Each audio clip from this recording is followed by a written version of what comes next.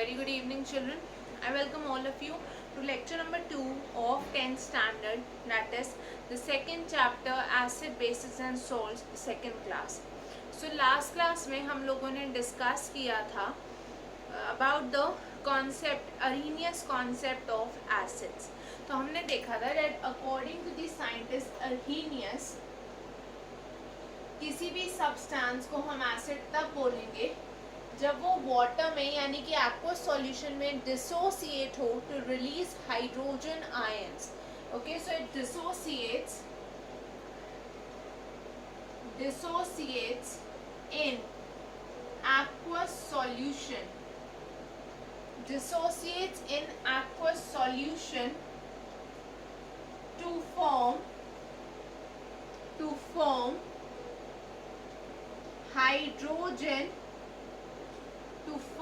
Hydrogen ions.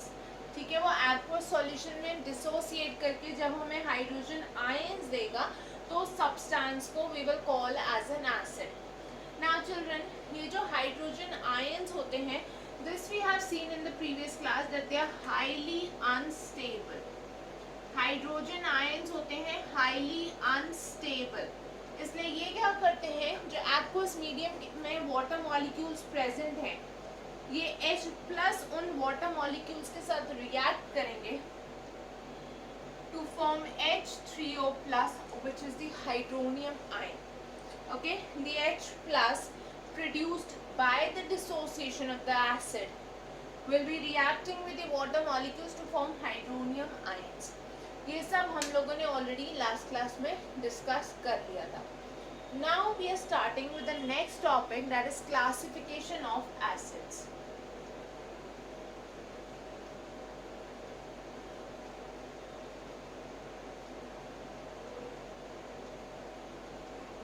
अब चलो हम नेक्स्ट टॉपिक डिस्कस करते हैं, that is classification of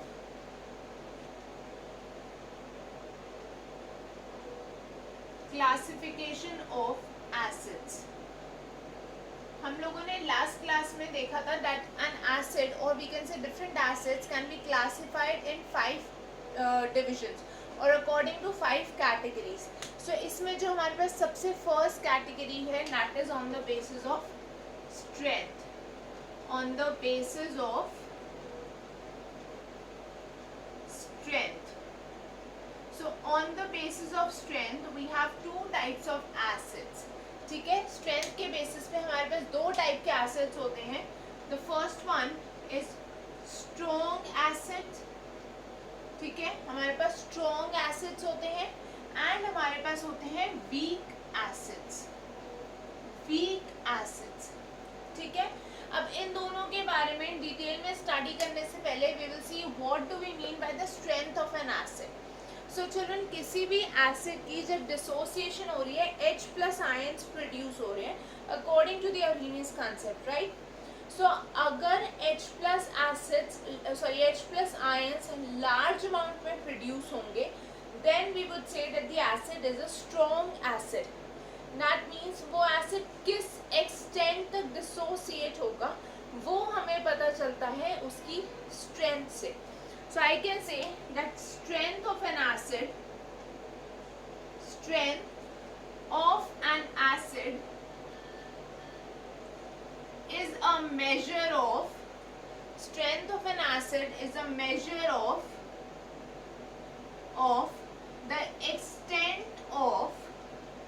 is a measure of the extent of dissociation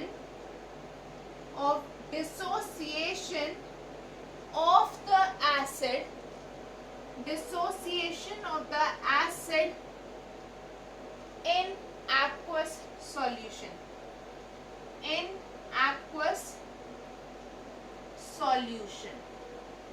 ठीक है, कोई भी एसिड किस एक्सटेंट तक डिसोसिएट हो रहा है एक्वस सॉल्यूशन में वो हमें पता चलता है उसकी स्ट्रेंथ से. So children, I can say that when there is more dissociation, more number of hydrogen ions would be produced, और उस केस में हम कहेंगे that the acid is a strong acid. Okay, when more dissociation is occurring, the acid will produce more hydrogen ions and hence it will be a stronger acid. So we can say higher dissociation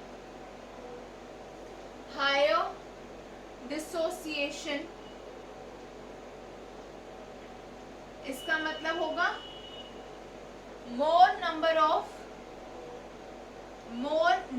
of H plus ions. ठीक है, जब dissociation ज्यादा होगी तो H plus ions ज्यादा produce होंगे. That means it will be a strong acid. ठीक है, उस केस में जो एसिड होगा वो स्ट्रॉन्ग होगा. So I hope this concept is clear to everyone. अब हम स्ट्रॉन्ग एसिड और वीक एसिड के इंडिविजुअल डेफिनेशंस डिस्कस करते हैं along with examples.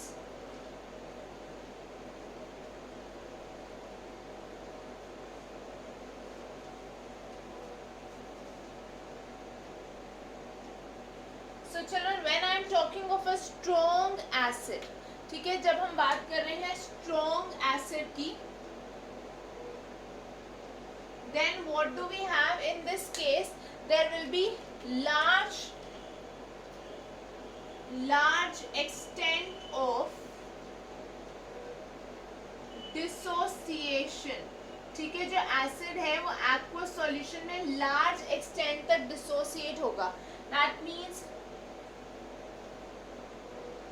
hydrogen ions are produced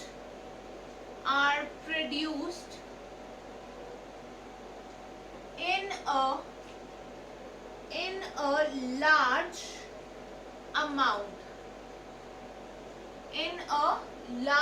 amount. और चिल्ड्रन, अगर ये स्ट्रॉन्ग एसिड मतलब कंप्लीटली ही स्ट्रॉन्ग हुआ, then we can say there will be complete dissociation. मतलब सारे ही मॉलिक्यूल्स जो होंगे वो ब्रेक हो जाएंगे आयंस में. That means there will be only ions in aqueous solution. तो चिल्ड्रन, जब एसिड स्ट्रॉन्ग होगा तो उसके जितने भी मॉलिक्यूल्स प्रेजेंट थे सैंपल में वो सारे डिसोसिएट करके आयंस बना लेंगे और हमारे पास एक्वस सॉल्यूशन में सिर्फ आयंस होंगे, no molecules would be present. Okay, the examples of such acids are HCl, that is hydrochloric acid.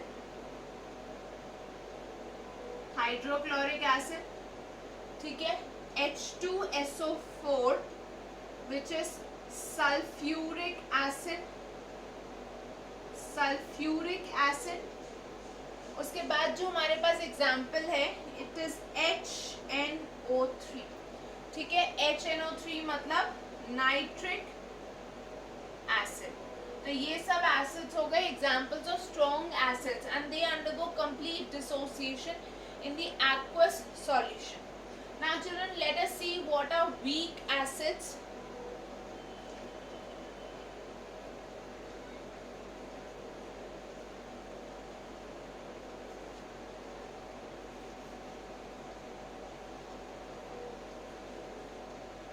Next we are going to talk about weak acids. So children, जब मैं weak acids की बात कर रही हूँ, weak acids कौन से होते हैं? Where there is partial dissociation. ये क्या करेंगे? completely dissociate नहीं करेंगे.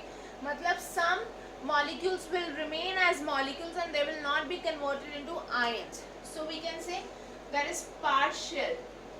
Partial means incomplete.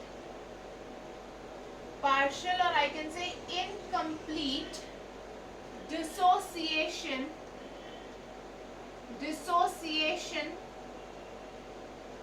into ions. तो यहाँ पे सारे molecules ions में convert नहीं होंगे. That means यहाँ पे lesser number of H plus ions. ठीक है, स्ट्रॉन्ग एसिड के कंपैरिजन में यहाँ पे जो H plus ions प्रोड्यूस होंगे they will be lesser in number. So lesser number of H plus ions are produced, ठीक है, इस केस में कम अमाउंट में H प्लस आयंस प्रोड्यूस होंगे. And children there will be molecules as well as ions present in the aqueous solution. So we can say molecules as well as ions in aqueous solution. So यहाँ पे aqueous solution में molecules भी present होंगे as well as ions भी present होंगे. Children, the examples of these acids, the weak ones, they are acetic acid, CH3COOH. इसको हम बोलते हैं acetic acid, ठीक है. H2CO3, this is carbonic acid, ठीक है. So these are examples of weak acids. Now children, this was the first way to classify acids. Now we move on to the second way, that is on the basis of concentration. So the second way is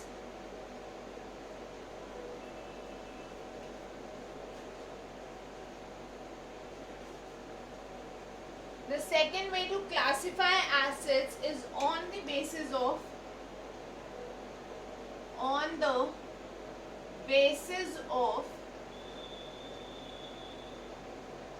concentration. Children, concentration के basis पे हमारे पास दो type के acids होते हैं. First is concentrated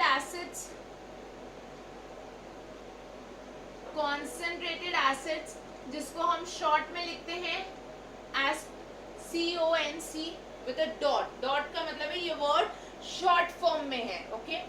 dilute, the second category is dilute. So we have concentrated acids and dilute acids according to the classification based on concentration.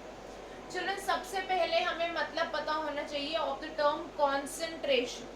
So when I am talking of the term concentration, ये आप लोगों ने 9th में पढ़ा हुआ है. Concentration किसी भी solution की अगर हम बात करें, not just acids but in general अगर हम किसी भी सॉल्यूशन की कॉन्सेंट्रेशन की बात करें, सो दैट रेफर्स कि उसके गिवन अमाउंट में, सॉल्यूशन के या सॉल्वेंट के गिवन अमाउंट में कितना अमाउंट ऑफ सॉल्यूट प्रेजेंट है, that is the concentration. So in this case also we can say this is the amount of, अगर मैं एसिड की स्पेसिफिकली बात करूं, concentration of acid, so that refers to the amount of acid in aqueous solution. aqueous solution में acid का कितना amount है वो हमें पता चलता है उसकी कॉन्सेंट्रेशन से. अब चिल्ड्रन, कॉन्सेंट्रेटेड एसिड्स कौन से होंगे?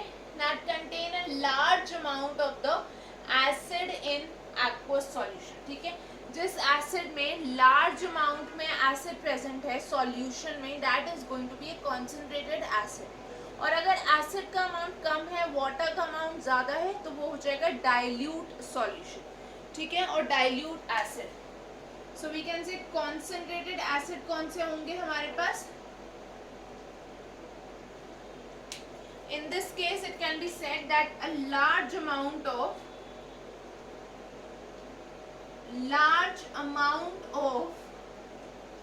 acid is present in a given amount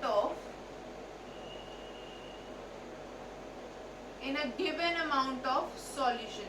जो एसिड का सॉल्यूशन है उसके गिवन अमाउंट में, जब एसिड बहुत लार्ज अमाउंट में प्रेजेंट होगा, then we will be calling it as a concentrated acid.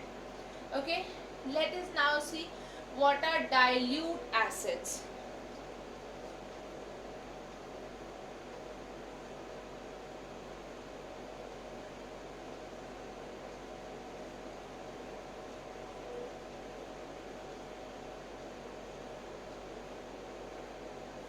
अगर मैं बोलूँ डाइल्यूट एसिड्स, तो डाइल्यूट एसिड्स क्या होते हैं?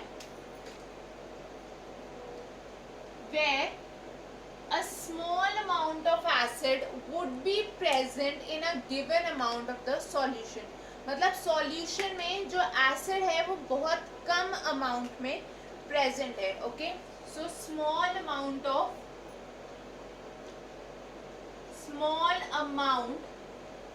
Of acid is present in a given amount of solution. Okay, now children remember one thing, जो दो terms हम बात कर रहे हैं जिनकी, that are concentrated and dilute, ये दोनों terms relative हैं. Okay, these are relative terms. That means किसी के रिस्पेक्ट में आप सॉल्यूशन को कॉन्सेंट्रेटेड या डाइल्यूट बोलोगे. फॉर एग्जाम्पल अगर मैं आपको बोलूं 50 ml HCl plus 950 ml H2O, that means water, और दूसरा सॉल्यूशन मैं आपको दे दूं 950 ml HCl plus 50 ml H2O. This is solution A and this is solution B. तो यहाँ पे एक दूसरे के रिस्पेक्ट में आप इनको कॉन्सेंट्रेटेड या डाइल्यूट बोल सकते हैं. Solution A is dilute with respect to solution B, whereas solution B is concentrated with respect to solution A. ठीक है, जो सॉल्यूशन A है ये B के रिस्पेक्ट में डाइल्यूट है और B A के रिस्पेक्ट में कॉन्सेंट्रेटेड है. चिल्ड्रन, चाहे वो स्ट्रॉन्ग हो या वीक हो, it has nothing to do with the concentration. Okay, strength of an acid has nothing to do with the concentration of the acid. basically concentration depend करेगी कि उसमें कितना solute या water present है. okay, that means these are relative terms. always remember this point. Children, this was the second way to classify acids. Let us come to the third method of classification of acids.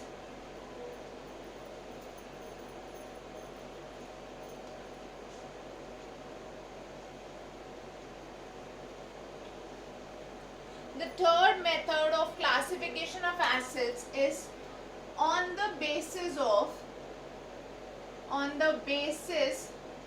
of source. किसी भी acid का source क्या है उसके basis पे भी हमारे पास दो टाइप के एसिड्स होते हैं. These are organic acids and the second type is inorganic acids. ठीक है, inorganic acids को we also call them as mineral acids. ठीक है, जो acids हमें किसी natural source से मिलते हैं. okay, for example plants or from animals, they are organic acids. So these have a natural source. Okay, whereas if an acid is prepared artificially, so these are prepared artificially, तो इनको हम बोलेंगे inorganic या mineral acids. Okay, let's see the example children. Organic acids के example हमारे पास होते हैं acetic acid. ठीक है, this is formic acid, acetic acid, formic acid. इन सबको हम डिटेल में देखेंगे in the fourth chapter, that is carbon and its compounds. Inorganic acids के हमारे पास example है HCl, H2CO3 which is carbonic, H2SO4, NO3, nitric acid, etc. Okay, so these are some organic acids जो हमें naturally मिलते हैं. These are inorganic acids which are prepared artificially. Now, some of you would be having a question कि HCl हमारे stomach में present होता है and it helps in the digestion process. तो why is it not considered organic जबकि वो human beings में present है?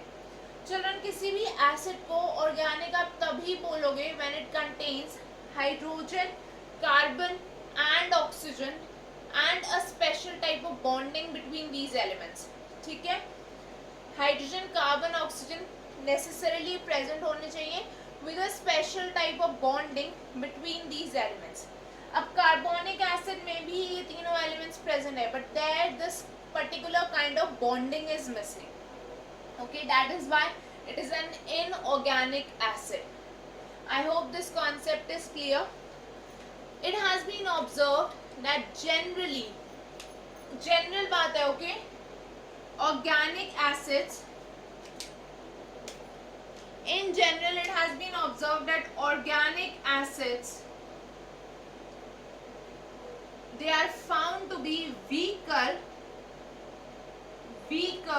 than inorganic acids. ठीक है, जो ऑर्गेनिक एसिड्स हैं वो जनरली इनऑर्गेनिक एसिड से वीकर होते हैं, मतलब ये स्ट्रॉन्ग होंगे in comparison to the organic acids. So children, this was the third type of classification of acids. Now we are left with two types of classification of acids and those we shall discuss in the next class. So till the next class you all will be revising the first two classes of the chapter. आपके जो भी doubts है आप उनको या तो comment section में post करोगे या आप उनको मेल करोगे on this email ID swatikaTutorials@gmail.com. तो आप अपने डाउट्स इस पे मेल कर सकते हो. Also children, don't forget to like, share and subscribe to the channel. And if anyone is interested in online classes with proper doubt clearance on the spot, ठीक है, अगर किसी को भी ऑनलाइन क्लासेस लेनी है जहाँ पे आपके doubts on the spot clear होंगे, बहुत सारे क्वेश्चंस डिस्कस होंगे, then you can also send an email on this mail ID. ठीक है, for online classes for 9th to 12th you can send an email on this ID. So children, that is all for today. I'll see you all in the next class. Thank you everyone. Bye bye. Take care. Have a great day all of you.